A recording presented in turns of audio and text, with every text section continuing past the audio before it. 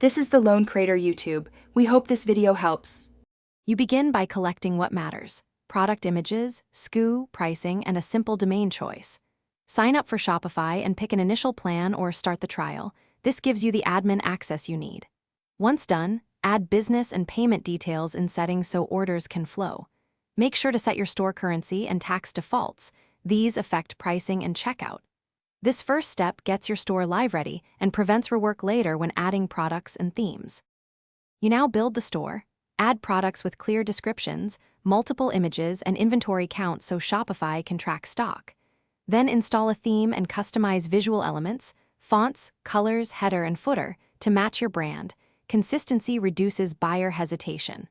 Once done, create collections and navigation menus that group similar items and guide visitors.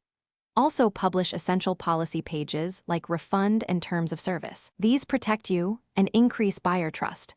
Make sure your product pages have SEO titles and meta descriptions. You finish by configuring payments, shipping, and checkout behavior so orders process smoothly.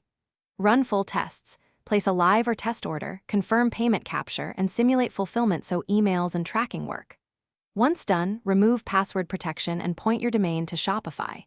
If problems appear, like missing images, 404 pages, or payment declines, check theme asset links, domain DNS, and payment gateway settings. Those are the most common causes.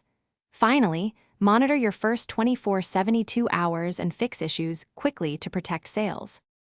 Thanks for watching. Consider subscribing if we helped you.